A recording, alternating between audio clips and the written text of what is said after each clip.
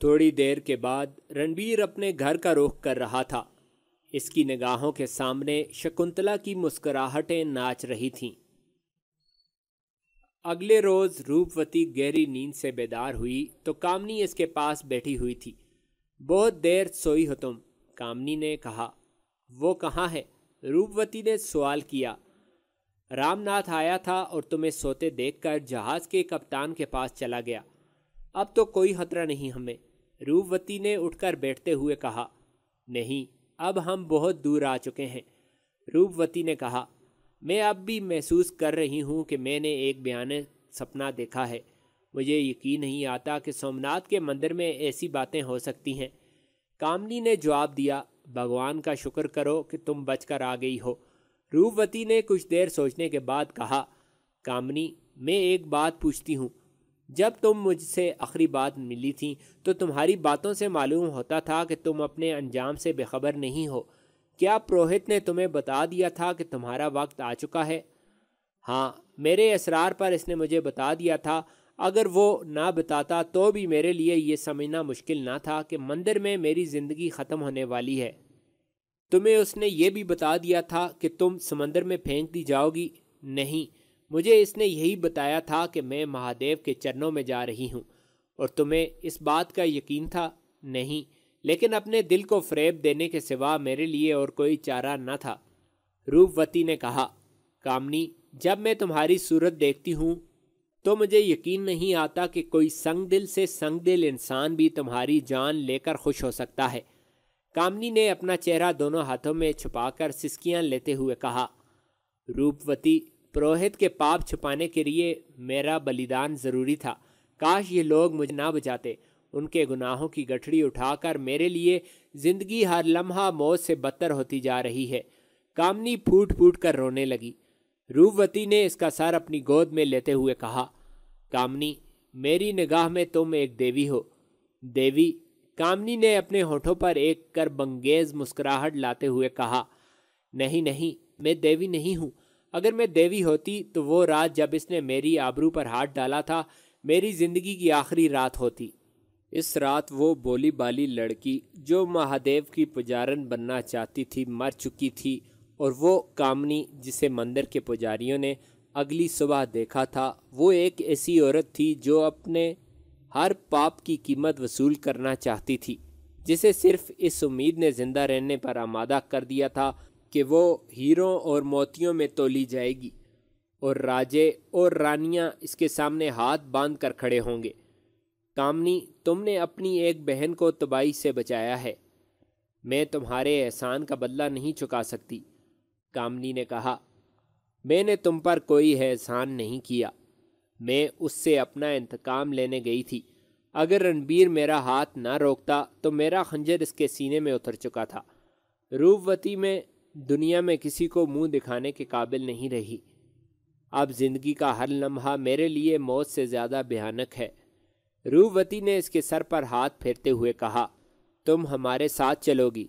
کامنی، میں ساری عمر تمہاری سیوا کروں گی۔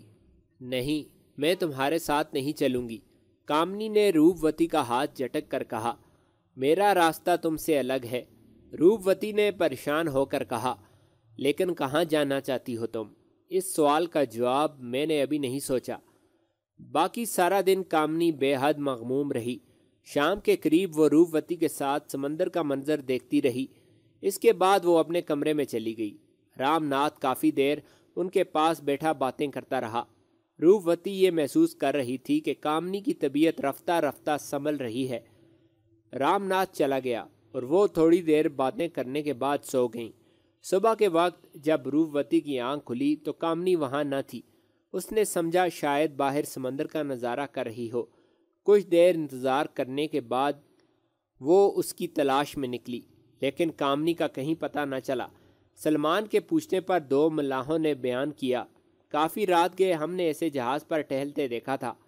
وہ کہتی تھی کہ میرا اندر دم گھٹ رہا ہے، میں تھوڑی دیر ہوا خوری کے لیے آئی ہوں۔ تھوڑی دیر بعد وہ جہاز کے دوسرے حصے کی طرف چلی گئی اور اس کے بعد ہم نے اسے نہیں دیکھا۔ ہمارا خیال تھا کہ وہ نیچے اپنے کمرے میں جا چکی ہے۔ سلمان کے حکم سے ملاحوں نے جہاز کا کونا کونا چھان مارا۔ لیکن کامنی کہیں نہ تھی۔ سلمان اور اس کے ساتھیوں کے لیے یہ سمجھنا مشکل نہ تھا کہ سومناتھ کی دیوی سمندر کے آغوش میں پناہ لے چکی ہے۔ مفرور۔ چند دن بعد سلمان نے رام ناتھ اور روپوتی کو رات کے تیسرے پہر خلیج کے ساحل پر اتار دیا اور وہ ریت پر بیٹھ کر صبح کا انتظار کرنے لگے۔ جہاز پر سفر کے آخری 2 دن روپوتی کی طبیعت ناساز رہی، لیکن اس نے رام ناتھ کو پریشان کرنا مناسب نہ سمجھا۔ رام ناتھ جب کبھی اس کے چہرے پر تھکاوٹ اور پریشانی کے آثار دیکھتا تو تشویش کا اظہار کرتا تو وہ اسے یہ کہہ کر ٹال دیتی کہ یہ سمندر کی ہوا کا اثر ہے، جہاز سے اترتے ہی میری طبیعت ٹھیک ہو جائے گی۔ ساحل پر پہنچ کر رام ناتھ نے محسوس کیا کہ اس کی طبیعت پہلے سے زیادہ مزمل ہے۔ روپوتی کچھ دیر اس کے قریب بیٹھ کر ادھر ادھر کی باتیں کرتی رہی، پھر اچانک ایک جمائی لینے کے بعد زمین پر لیٹ گئی۔ رام ناتھ نے پریشان ہو کر کہا، کیوں روپوتی، کیا بات ہے؟ روپوتی نے جواب دیا، کچھ نہیں، یوں ہی لیٹ گئی ہوں، رات جہاز پر مجھے بالکل نیند نہیں آئی۔ رام ناتھ نے اس کی پیشانی پر ہاتھ رکھتے ہوئے کہا، تمہیں تو بخار ہو رہا ہے۔ روپوتی نے کہا، نہیں، مجھے بخار نہیں، یہ تمہارا وہم ہے، مجھے صرف تھوڑی دیر آرام کی ضرورت ہے۔ رام ناتھ نے کہا، سلمان کہتا تھا کہ اس جگہ آس پاس ماہی گیروں کی کئی بستیاں ہیں، ہم صبح ہوتے ہی کسی بستی میں پہنچ جائیں گے، وہاں تم اچھی طرح آرام کر سکو گی۔ روپوتی نے کہا، نہیں نہیں، میں چاہتی ہوں کہ ہم اس علاقے سے فوراً نکل جائیں۔ طلوع سحر کے ساتھ انہیں کوئی 2 کوس کے فاصلے پر ایک بستی کے آثار دکھائی دیے اور وہ اس طرف چل دیے۔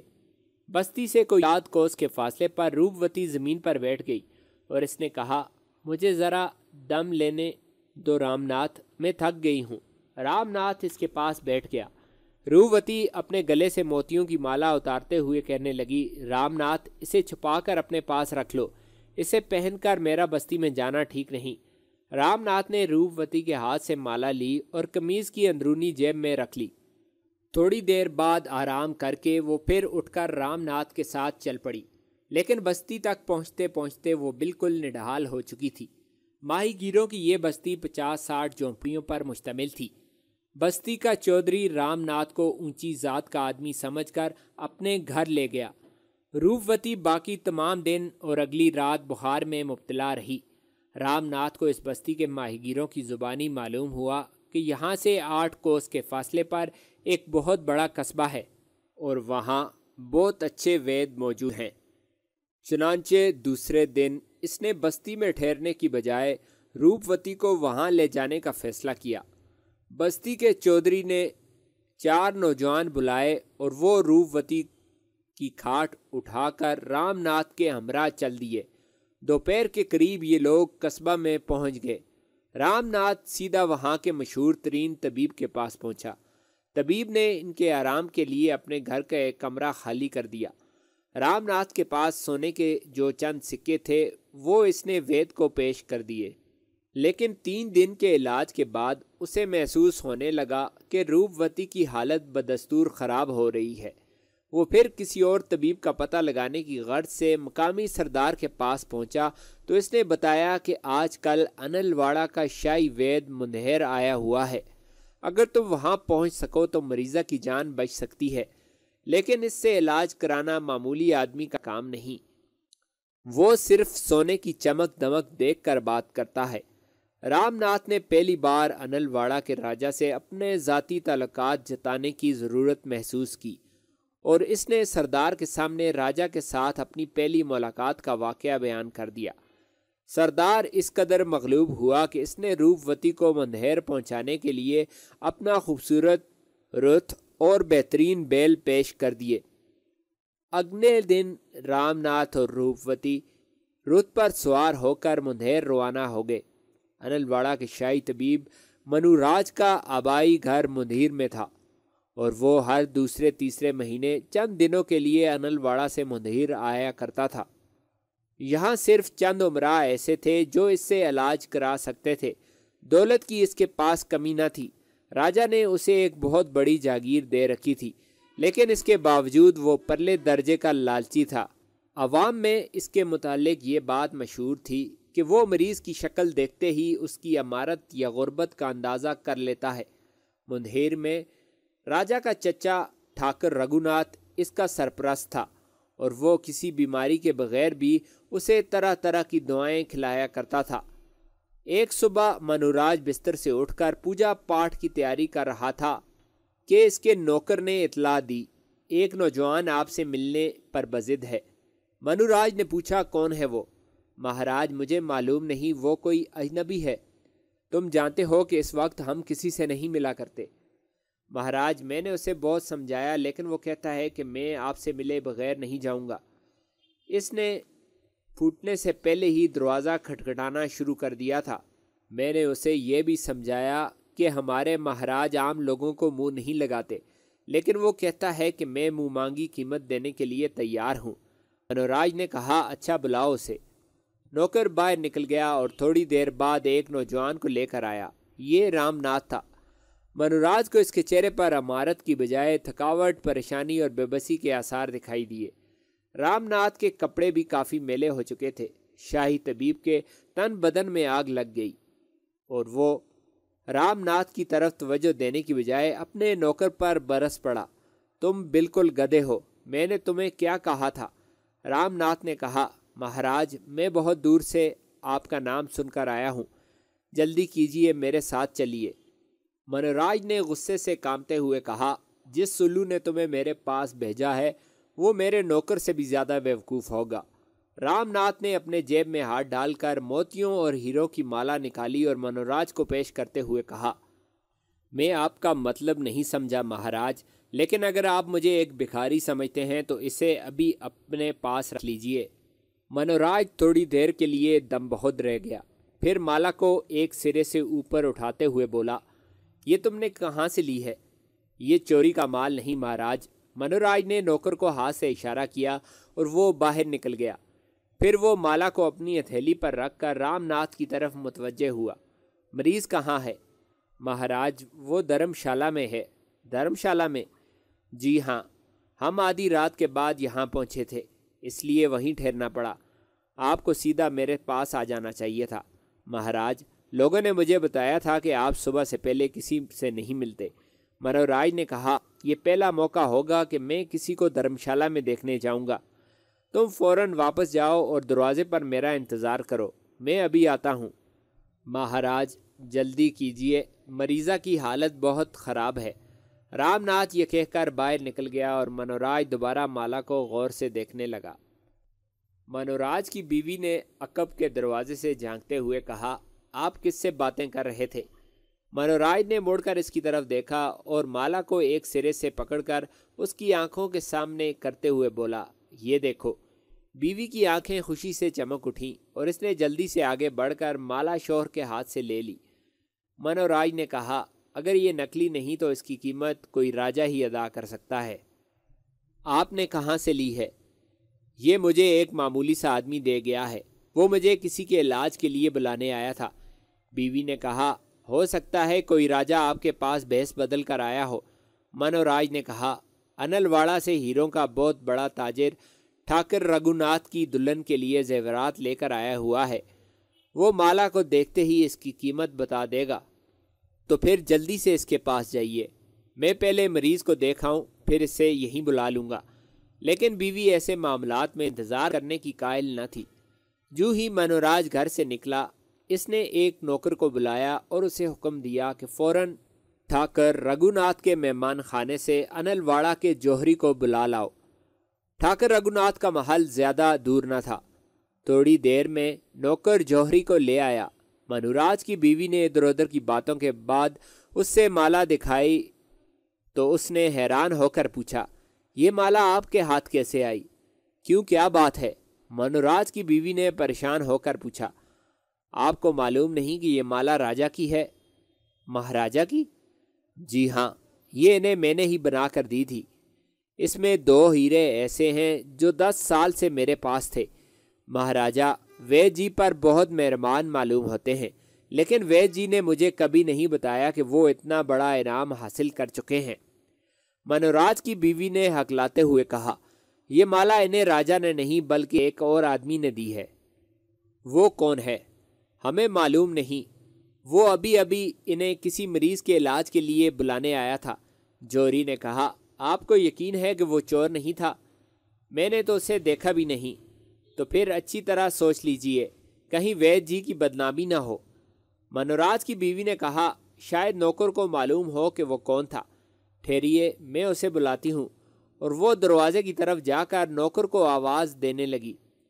نوکر اندر آیا۔ جوہری نے اس سے سوال کیا، تمہیں معلوم ہے وید جی کس کے علاج کے لیے گئے ہیں؟ جی وہ دھرم شالہ کی طرف گئے ہیں۔ جو آدمی انہیں بلانے کے لیے آیا تھا وہ یہی کہتا تھا کہ مریض دھرم شالہ میں ہے۔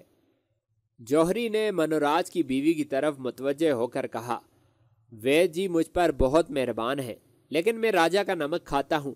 ایسی بات چھپانا میرے لیے بہت مشکل ہے۔ وید جی کو بدنامی سے بچانے کی یہی صورت ہو سکتی ہے کہ چور کو بھاگنے کا موقع نہ دیا جائے۔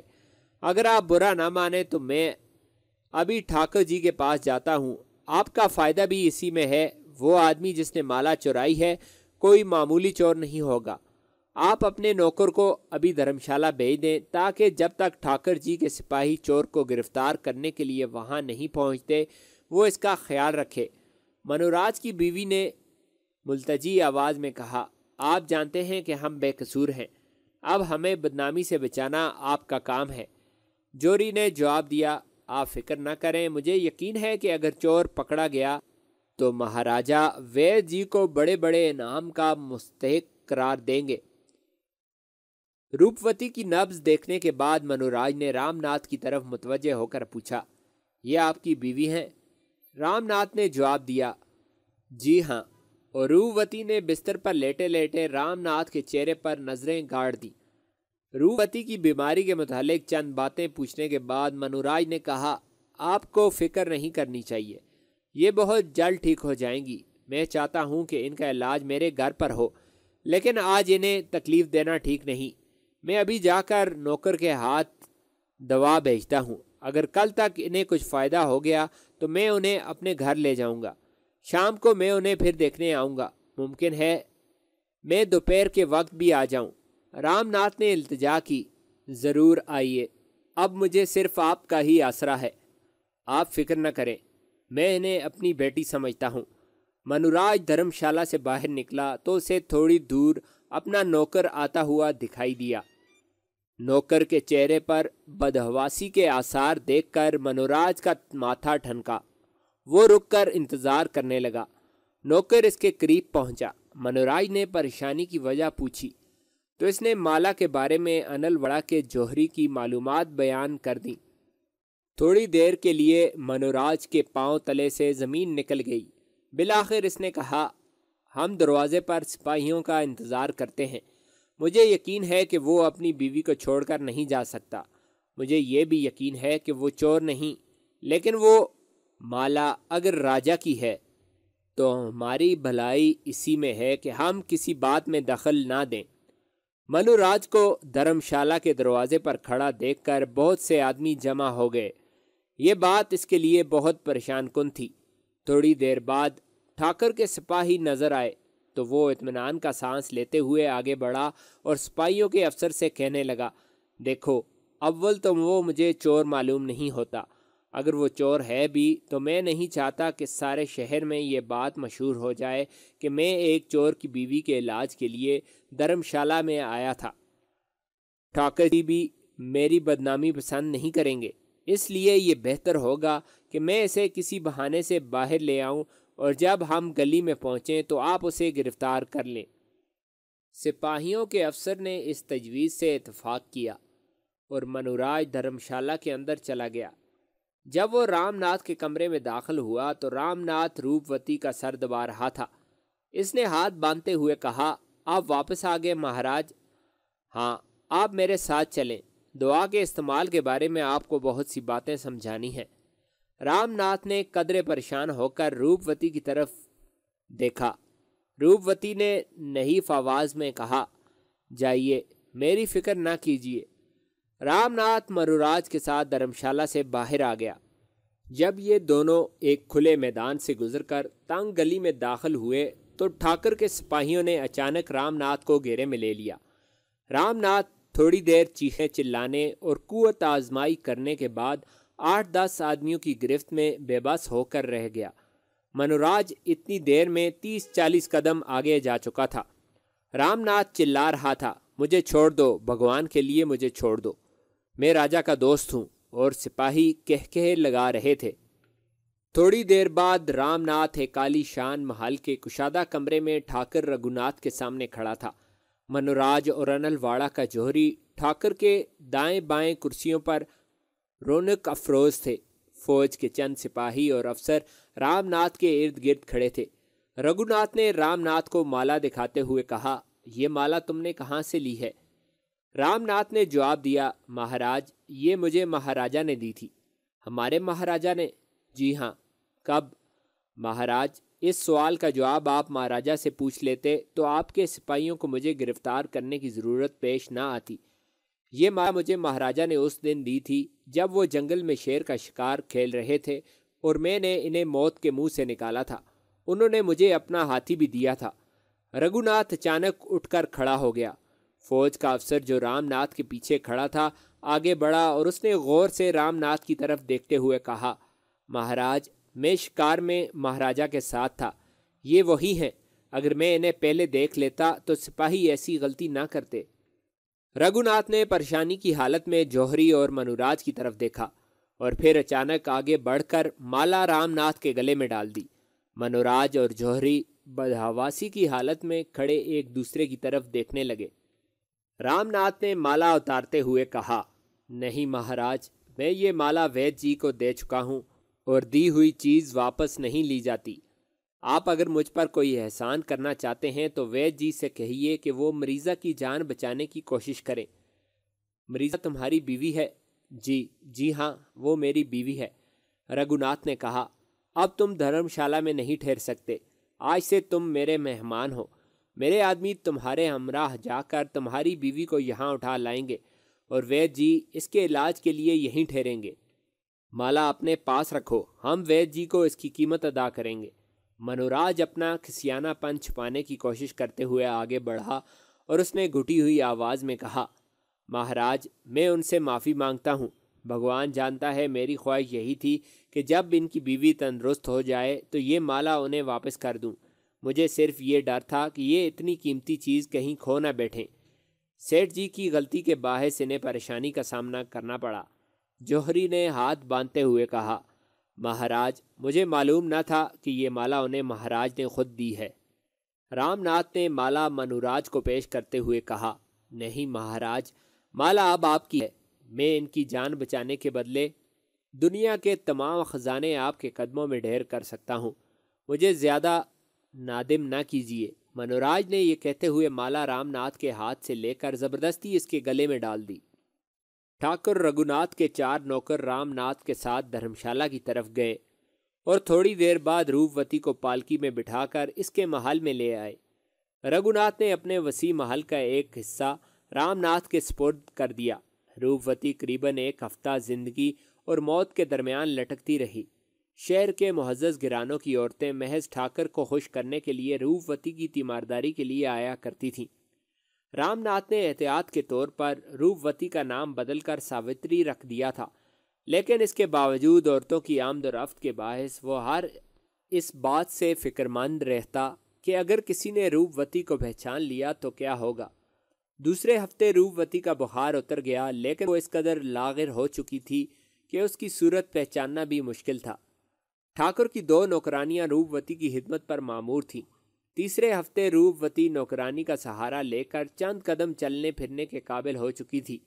اس عرصہ میں رام ناتھ کئی بار ٹھاکر سے یہ درخواست کر چکا تھا کہ اسے محل سے باہر کسی مکان میں رہنے کی اجازت دی جائے، لیکن ٹھاکر رگھوناتھ ہر بار یہ کہہ کر ٹال دیتا کہ جب تک تمہاری بیوی بالکل تندرست نہیں ہو جاتی تم میرے مہمان ہو۔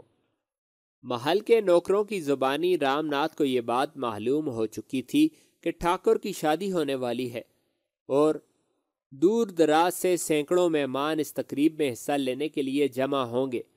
وہ روپوتی کو ان کی نگاہوں سے دور رکھنے کے لیے شادی سے پہلے محل خالی کر دینا ضروری سمجھتا تھا، لیکن روپوتی ابھی تک ایک لمبے سفر کے قابل نہ تھی۔ شاہی طبیب منوراج اس کی حالت کے متعلق ٹھاکر اور رام ناتھ کے سامنے اطمینان کا اظہار کرنے کے بعد واپس انلواڑہ جا چکا تھا، لیکن اس نے سختی سے اس بات کی تاکید کی تھی کہ مریضہ کو چند ہفتے مکمل آرام کی ضرورت ہے۔ مندہیر میں منوراج کا ایک شاگرد اپنے استاد کی ہدایات کے مطابق ہر روز اسے دیکھنے کے لیے آیا کرتا تھا۔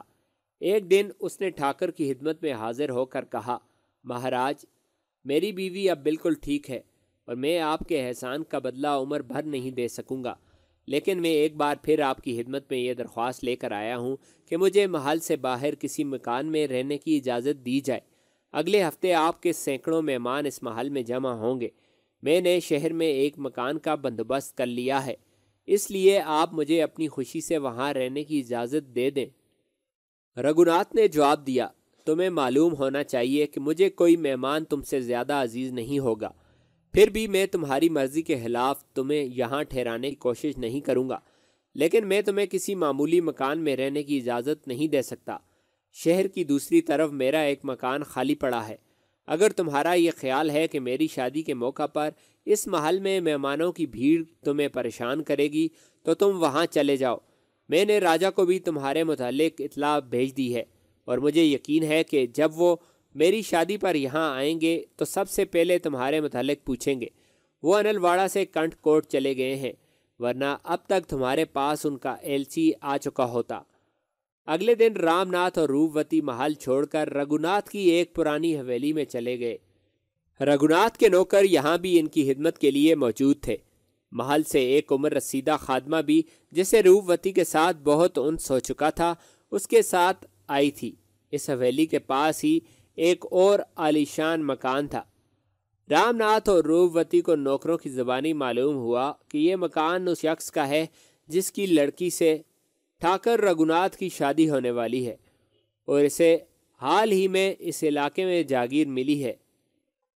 ایک دن روپوتی اپنی عمر رسیدہ نوکرانی کے ساتھ کوٹھے کی چھت پر کھڑی ٹھاکر رگھوناتھ کی بارات دیکھ رہی تھی۔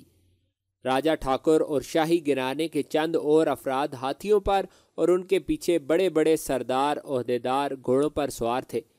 ٹھاکر نے شادی کے موقع پر جمع ہونے والے بھانڈوں اور مسخروں کو راجا کی آمد سے پہلے ہی انعامات دے کر رخصت کر دیا تھا، تاہم ڈھول پیٹنے اور شہنائیاں بجانے والوں کی ایک پوری فوج بارات کے ہمراہ تھی۔ جب بارات آگے نکل گئی تو روپوتی جو اپنے مکان کی چھت پر کھڑی کھڑی تھک گئی تھی، نیچے آ کر اپنے بستر پر لیٹ گئی۔ تھوڑی دیر بعد بوڑھی خادمہ بھی نیچے اتر آئی اور اس نے روپوتی کے کمرے میں داخل ہو کر کہا، یہ اچھی بات نہیں ہوئی۔ میں نے اس لڑکی کو دیکھا ہے، بھگوان کی سوگند وہ چاند کا ٹکڑا ہے اور ٹھاکر کی عمر اس کے باپ سے بھی زیادہ معلوم ہوتی ہے۔ تھوڑی دیر بعد رام ناتھ تیزی سے قدم اٹھاتا ہوا اندر آیا اور اس نے روپوتی کو دیکھتے ہی کہا، تمہاری طبیعت کیسی ہے روپا؟ میں بالکل ٹھیک ہوں، اس نے اٹھ کر بیٹھتے ہوئے کہا۔ چھت پر کھڑی بارات دیکھتے دیکھتے تھک گئی تھی۔ رام ناتھ نے کہا، میں ایک بہت اچھی خبر لایا ہوں۔ مہاراج مجھے دیکھ کر بہت خوش ہوئے ہیں۔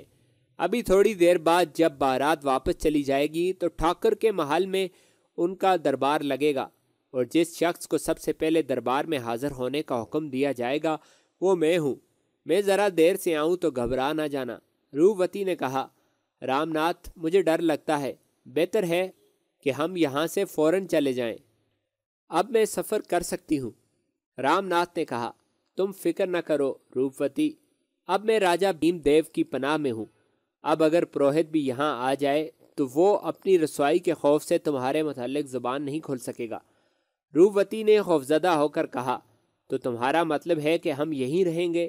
نہیں، میرا یہ مطلب نہیں، میں صرف یہ چاہتا ہوں کہ تمہیں چند دن اور آرام مل جائے، پھر تم جانتی ہو کہ راجا کے مہمانوں کی حیثیت سے ہمارے لیے سفر کرنا بہت آسان ہوگا۔ رام ناتھ یہ کہہ کر چلا گیا اور روپوتی خیالات کی دنیا میں گھوم گئی۔ وہ چند دن سے محسوس کر رہی تھی کہ نئے مکان میں منتقل ہونے کے بعد رام ناتھ گرد و پیش کے خطرات سے بے پرواہ ہوتا جا رہا ہے اور ٹھاکر کی دوستی آہستہ آہستہ اس کے دل میں یہ احساس پیدا کر رہی ہے کہ وہ دنیا میں بے یار و مددگار نہیں۔ شہر کے لوگ انہیں شوہر اور بیوی سمجھتے تھے۔ رام ناتھ کو گزشتہ واقعات نے مذہب اور سماج کی ہر رسم سے باغی کر دیا تھا۔ اس نے روپوتی کو سومناتھ کے پروہت کے ہاتھوں سے چھینا تھا۔ اس نے دیوتاؤں اور ان کے پجاریوں کا مذاق اڑایا تھا، اور اب وہ ان تمام واقعات کے بعد روپوتی کے ساتھ شادی رچانے کے لیے کسی پنڈت کی خدمات حاصل کرنا مذاق کا خیز سمجھتا تھا۔ لیکن روپوتی سومناتھ کے پجاریوں اور پروہت سے نفرت اور حقارت کے باوجود سماج کے آئین کی زنجیروں کو توڑنے پر آمادہ نہ ہو سکی۔ وہ مرد اور عورت کے ایسے تعلقات کا تصور کرنے کے لیے بھی تیار نہ تھی جو مذہب اور سماج کی رسوم سے آزاد ہوں۔ اپنے مذہب کے بارے میں اس کے دل میں گوناگوں خیالات کا ایک طوفان موجزن تھا، لیکن یہ طوفان صرف سومناتھ کے مندر کے چند پجاریوں اور پروہت کی بدعنوانیوں کے خلاف تھا۔